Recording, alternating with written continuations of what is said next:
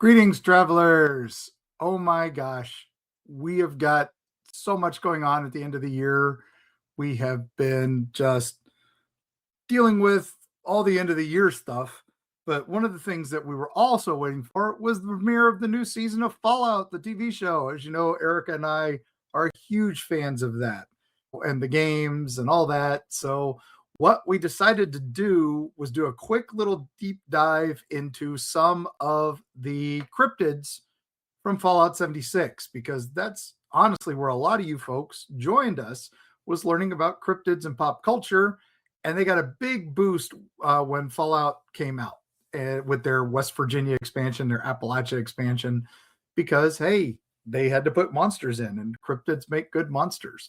Well, I'm going to do a couple of these short ones with some of the basic critters, and I'll start with a couple that a lot of people didn't realize were real cryptids. I mean, the famous ones, of course, are in there with Grafton Monster, Flatwoods Monster, and Mothman. They even have Endered Gold in the game. But they got into some obscure ones that I was pretty impressed with because these are ones we've been writing about in the new book. So I'll give you a little taste of that with this as well.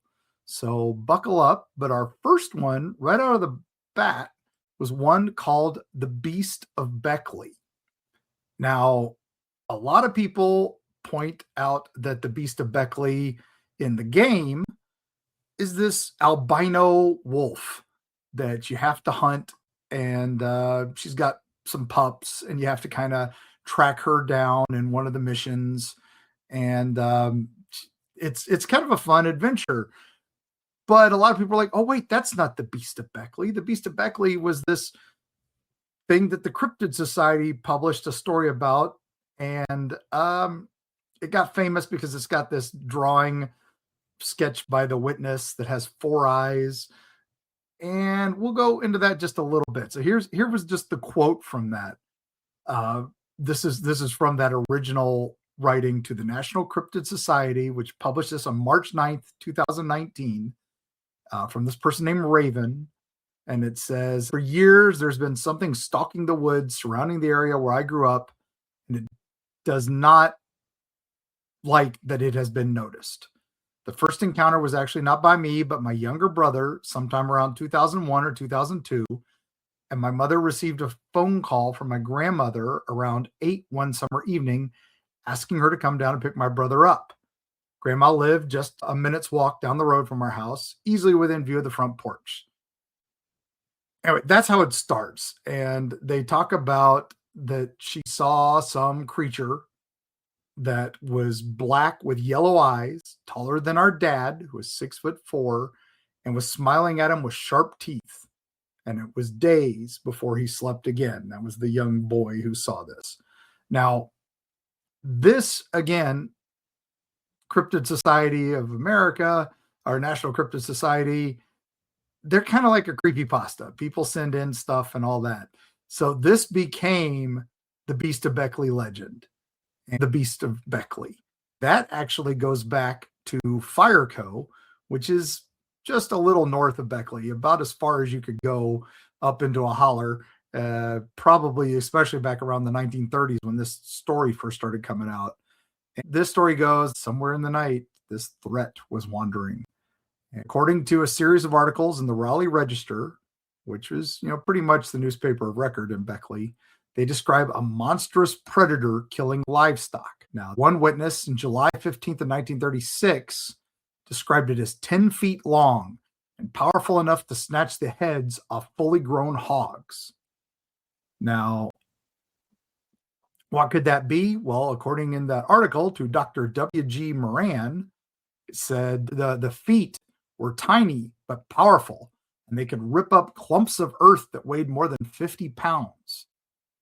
Now, residents were concerned, and a columnist for the paper, though, he kind of poked fun at it. He was just like, the Fireco monster, he says it should be pitted up against this magical fly.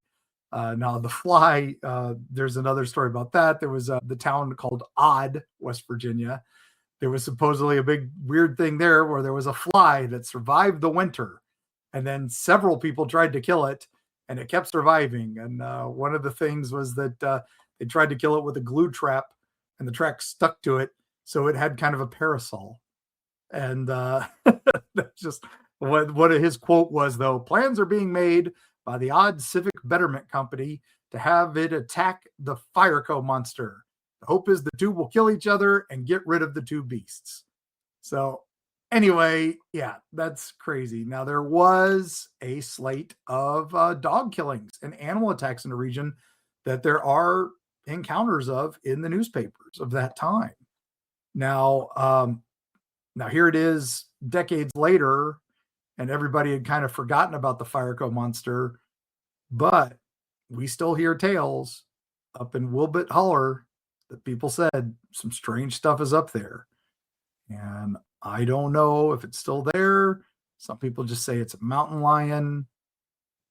Other people say it could be the last gray wolf. Well, the last gray wolf ties into another story, and we'll talk about that right after the break.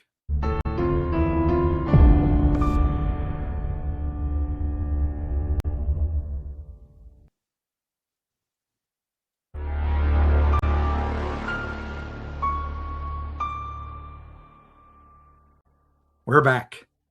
All right. So I talked about the last gray wolf. Well, that's because that ties into another creature, the blue devil. Now, this is a creature that is in Fallout 76 as well.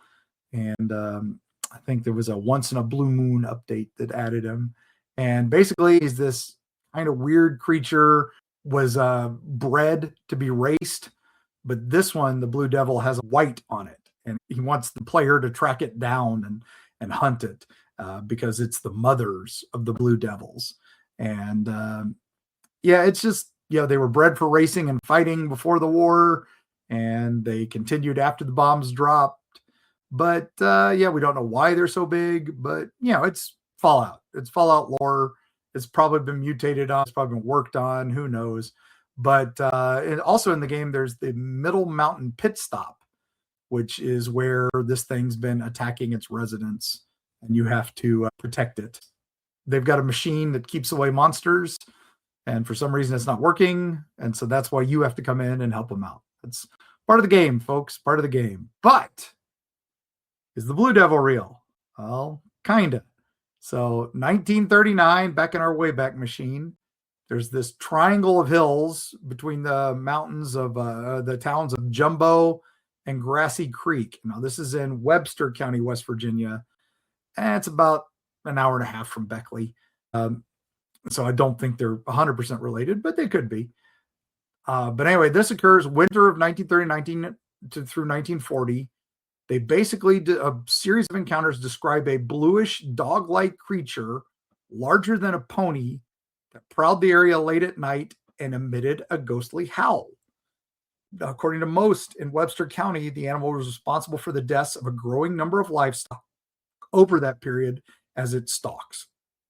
Eventually, the creature began making appearances in neighboring Randolph County, and they joined in the hunt for it and wound up making a reward for this thing totaled over $400, which in that time would be about $7,000 today. Webster County, we got to go a little bit of history about that. It was a huge industrial growth town in the early 20th century. And there was no railroad there, but then suddenly it boomed in and it became a boom town. It was early coal. It was early big natural resources. So all the way up through 1890s, early 1900s.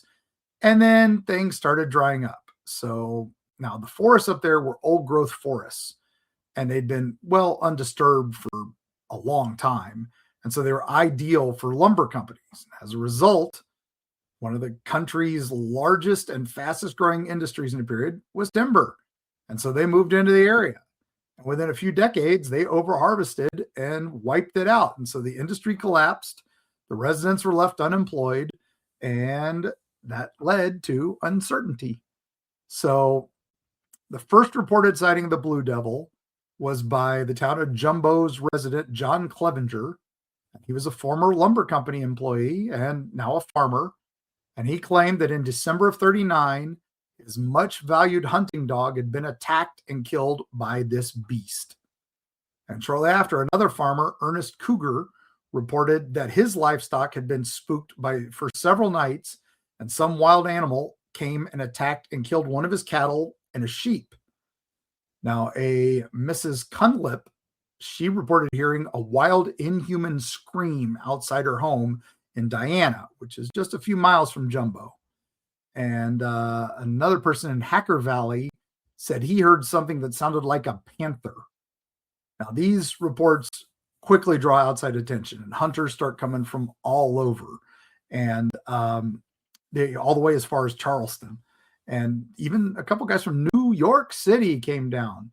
None of them had any luck finding this monster of Webster County, though the New York City guys apparently had their hunting dogs on the trail of something, but they were forced to cut the chase short when their hunting dogs wouldn't go any further.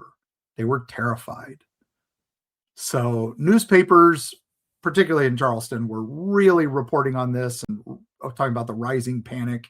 This was in the Elkins Intermountain newspaper called the Beast a Varmint, and it might represent proof positive that panthers are still in West Virginia heartlands.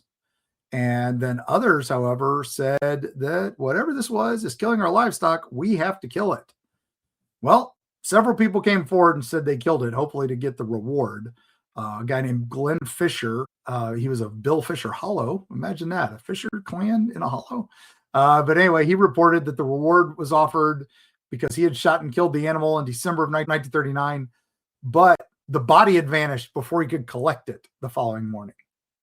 Now, another coal miner named Elmer Corley, he killed something that the Webster County game warden said, this is not a coyote, but kind of looks like one. So he collected the reward, and he assured it that the Blue Devil was dead. No further reports were issued, and that was it. He seemed to have done it. Well, a little bit later, the Webster Republican newspaper published a story detailing a very similar story that basically had happened 4 decades earlier. So in 1897, the residents of Webster County pursued in a search for what the paper claimed was the last known gray wolf in West Virginia. One night in January 1895, it was recounted that the wolf had killed 27 lambs belonging to Jacob Hammock in Randolph County.